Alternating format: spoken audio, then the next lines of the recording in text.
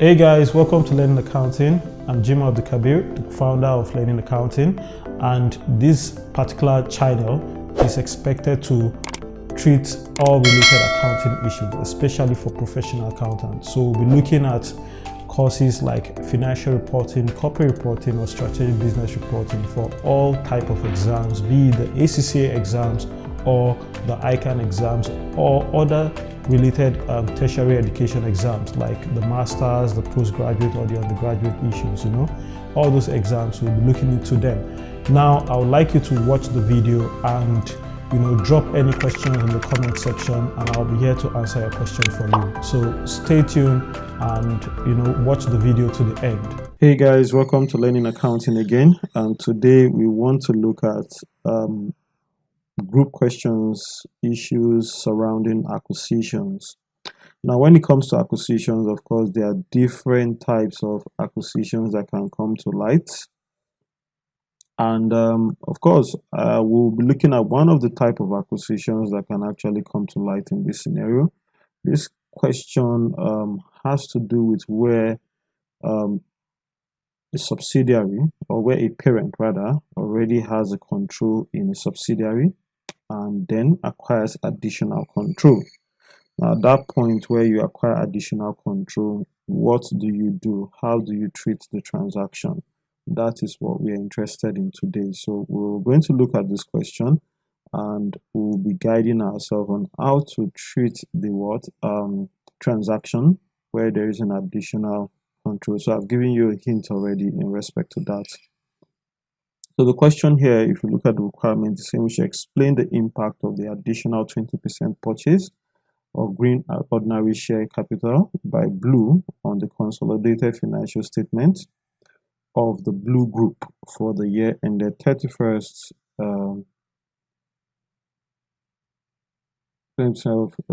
share capital by Blue on the Blue consolidated on that date, 30th June 2001. So in respect to this question, what we are going to do, first of all, I've already told you, I've given you an insight that it's a scenario where we are having existing control and we are acquiring additional shares. In that light, what happened it's more like what we call a movement in equity. Movement in equity because you're not recognizing a gain or loss, because there is no gain or loss on acquisition at this point in time. Therefore, it's just a movement in the equity structure because the non-controlling interest will be reducing in value and the parent shareholding is increasing in value. So what is the impact on equity? That is what we'll be looking at in this scenario. The other aspect of it asks us to calculate the amount which will appear or that will appear in the consolidated statement of financial position with respect to the group goodwill, the consolidated retained earnings, and the non-controlling interest. Why we are looking at these areas again is because we are talking about the movement in equity. So how do they impact on equity? That's what we are looking at. So this question, I gave it the name the Blue Group, and I'm sure we'll enjoy the question. So let's go through to it and understand the details. So here they said Blue acquired 60% of the $1,001 ordinary share capital of Green on 1st of June 2000. Of course, the year end, the question is 31st June 2001. 30th June 2001. This implies that this is the beginning of the current year, which is the acquisition date. In that light, what do I do? I'm going to show you the group structure. And the group structure is saying that Blue is acquiring Green and is acquired 60%. Therefore, the non-controlling interest at that date will be 40%. I don't think this will be difficult for anybody. But going forward, they said for this consideration, 3,250, I'm abbreviating my figures. Of course, that gives us insight to calculate goodwill. Like the question has said, we should calculate goodwill. When Green's retained earnings were these, again at the date of acquisition date 2760, the group policy is to measure the non-controlling interest at fair value at the date of acquisition. The fair value of the non-controlling interest at the date of acquisition were these amounts. There has been no impairment of goodwill since the date of acquisition. I needed to read to the last point there so that we can utilize all the information we've gotten from this paragraph.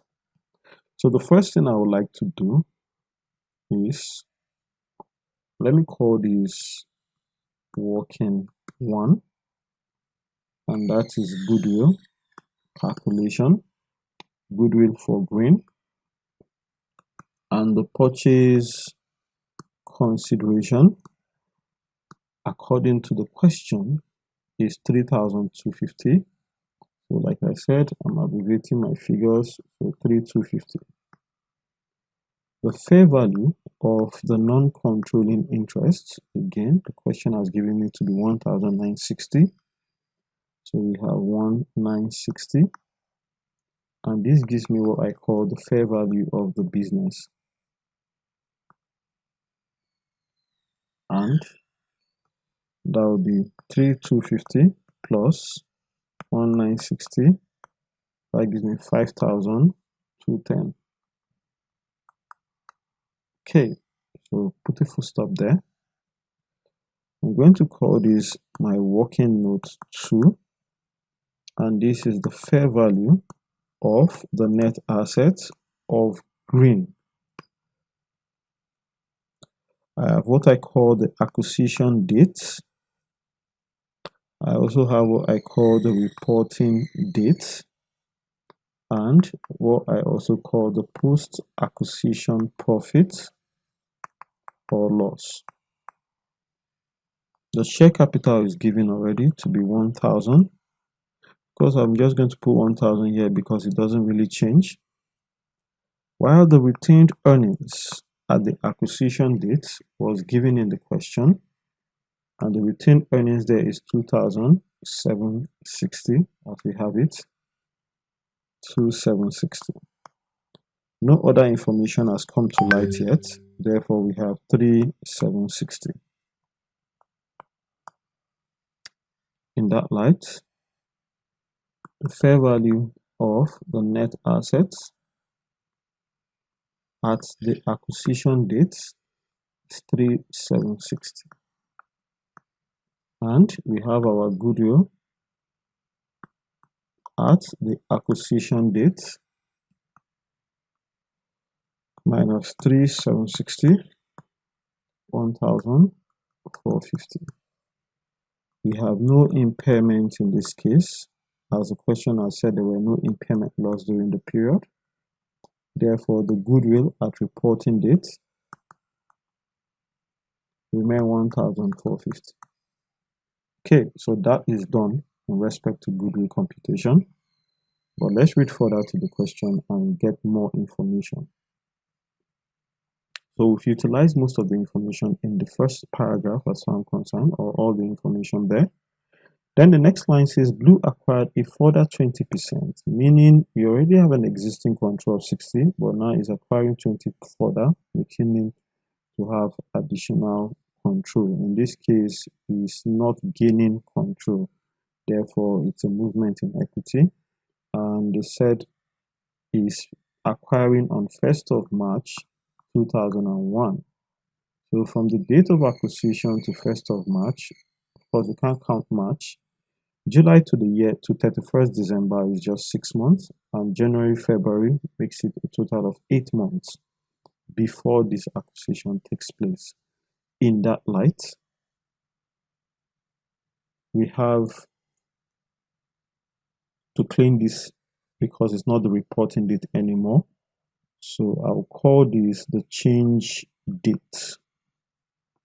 Of course, the reason why I'm calling it the change date is the date we gain that additional 20%. Okay, so what else do I need? I need to go back to the question again. So the retained earnings reported in the financial statement of Blue and Green at the year end were 94 and 34 respectively. In that light, what do I do with that information? I can use it to get my retained earnings at the change date. Now, here is retained earnings for green.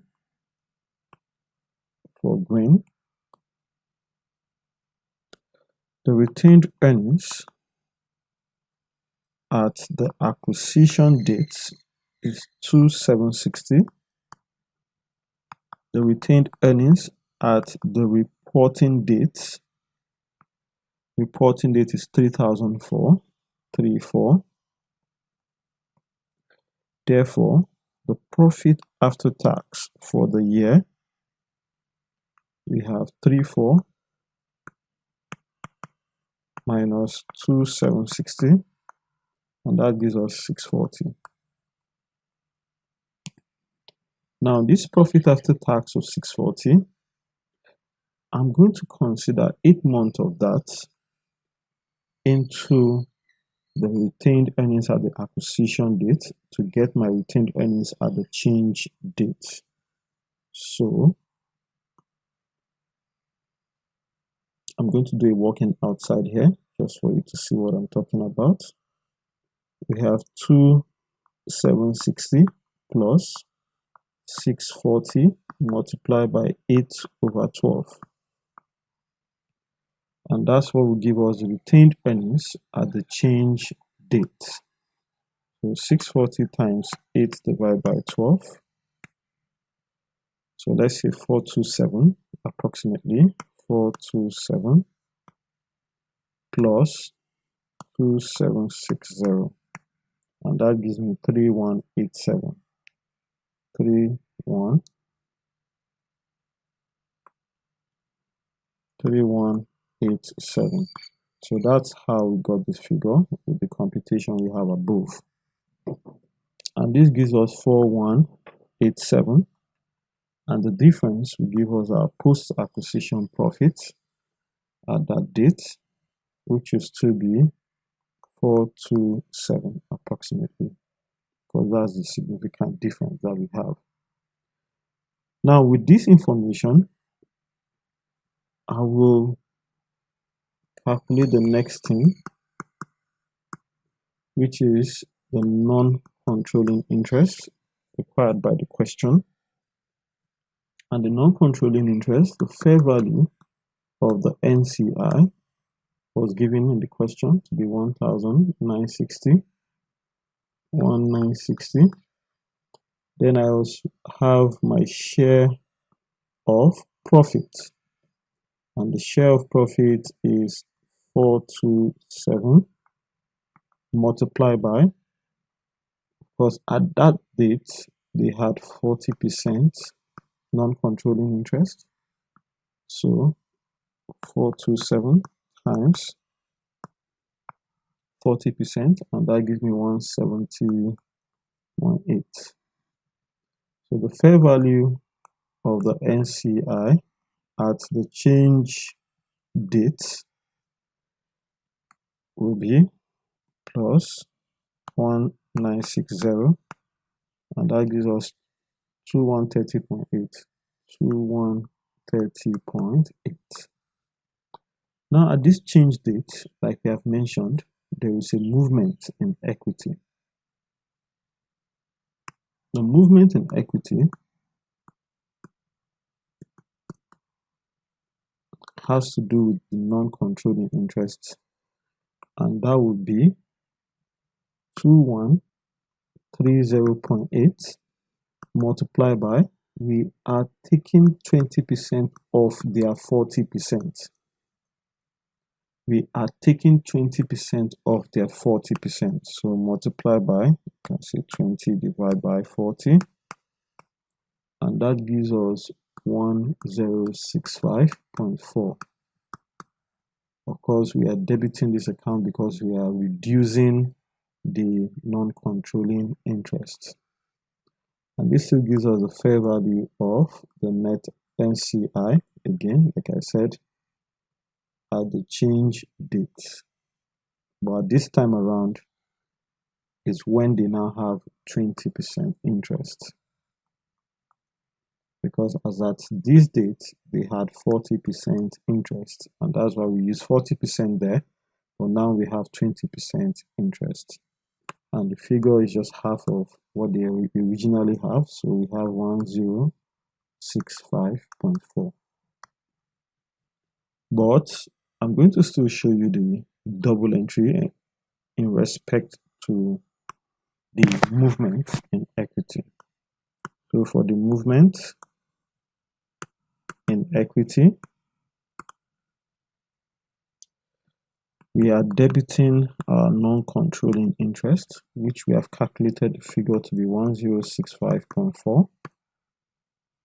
Now we are debiting or crediting, like I usually tell my students, the other component of equity section, but definitely we're crediting cash because cash was paid out, and what was paid out was 1 million.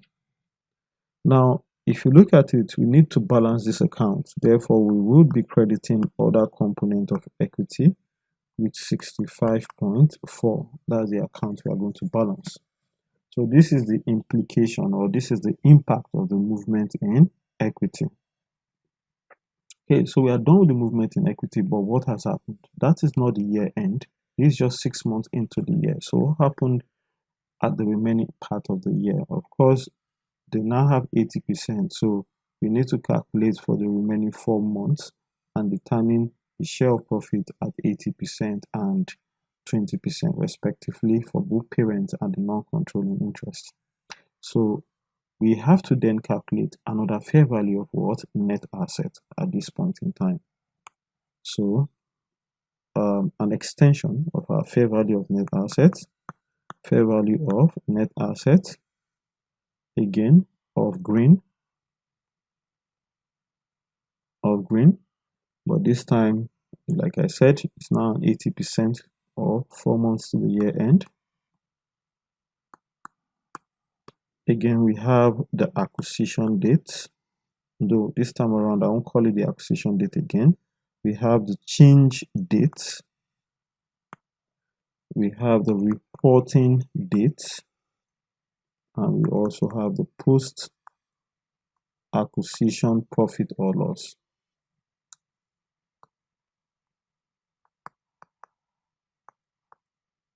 So the share capital, we have it to be 1,000. This has not changed, it remains the same. The retained earnings, we have 3187. Just to confirm the figure again, 3187, and we have 34, the reporting date retained earnings. Okay, now we are not done with the information, so let's read to be sure. Now back to the question. They said green sold goods for resale to blue. So the subsidiary is selling to the parent with a what? Sales value of 750 during the period from the date they gained the additional control to the year end. 40% of the goods of these goods remains in blue's inventory. Therefore, we need to calculate provisions for unrealized profits. And they say green applies a markup of 25% on all the goods sold. So provisions for unrealized profit has to be deducted from the subsidiaries' books. So both of the entities can be assumed to accrue, and profit of both entities can be assumed to accrue evenly throughout the year. So that is the reason why we are prorating in the first place. So I'm going to do a working just outside here and call these the provisions for unrealized profits. We have 750 worth of goods sold, and 40% of this 750 is left. Multiply by 25 over 125 will give us the profit element, and that would be 750 times 0.4. That gives us 300. 300 multiplied by 25 divided by 125, and that gives us 60. Now this 60, we're going to debit the fair value of net assets at the reporting date is 60, and we are going to credit inventory with 60. If we had cost of sales, we would have probably had that figure to your cost of sales as well. Okay, so the double entry we're actually interested in is the figure that is going to be fair value of net assets, really. So we have here provisions for unrealized profits, of course, at the reporting date, which is 60.